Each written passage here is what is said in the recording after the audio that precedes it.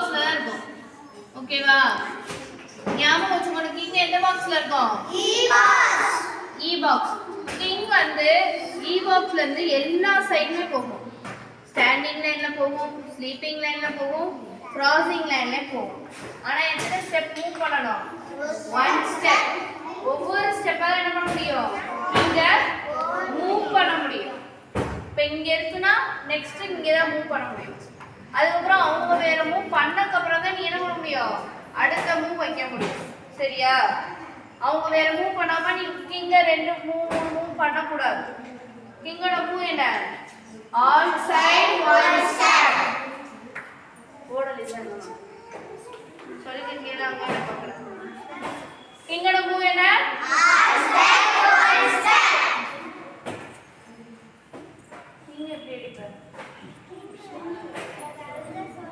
King வந்து இந்த point மேல அடிக்கும். லிசன் பண்ணு. கிங் வந்து எந்த பாயிண்ட் மேல அடிக்க முடியாது. புரியுதா? ஏய் கிங் வந்து செஸ் போர்டு விட்டு வெளியே வரவே வராது. சொல்லிக்கிட்டே இருப்போம். மறந்து இருக்காது.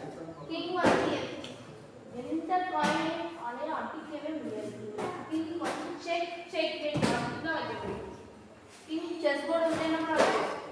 வெளியே வரவே வராது. எப்படி அடிச்சா? பிஷப் கிராசிங் லைன்ல வச்ச செக் தான். செக் பண்ணி அடிக்க கூடாது.